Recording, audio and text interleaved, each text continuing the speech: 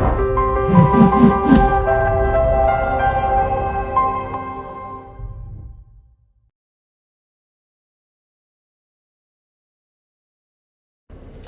real estate nerds, this is Alex Yoder with Pro Tip Tuesday, my favorite day of the week.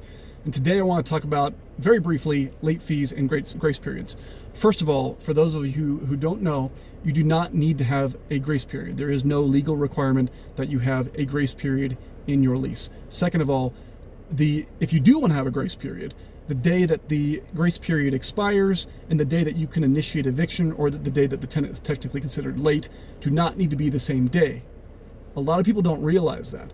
You can have a lease that's written in a way to where they are late on the second of the month or late the day after the rent is due, while still allowing a day or two or three or whatever you decide in your lease to extend grace for those good tenants who you want to give a cushion to for payment. You don't have to do that, but if you do, those don't have to be the same day. There are some cases where you want to remove a tenant.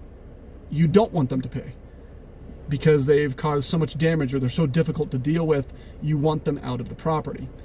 Now, that's not very common. Most of the time when we post a notice, we really want people to pay. But there are some cases where you want them to not pay because that's the easiest way to remove them from the property, and that's the easiest way to evict them. So you're hoping they don't pay during that period, 10-day period or 5-day period or 3-day period, depending on the circumstances, so that you can proceed to eviction. But if you have your lease written well, with the help of your attorney, once again, you can post the day after the rent is due, regardless of the grace period, because those don't have to be the same dates. So that is my tip for today. Talk with your attorney.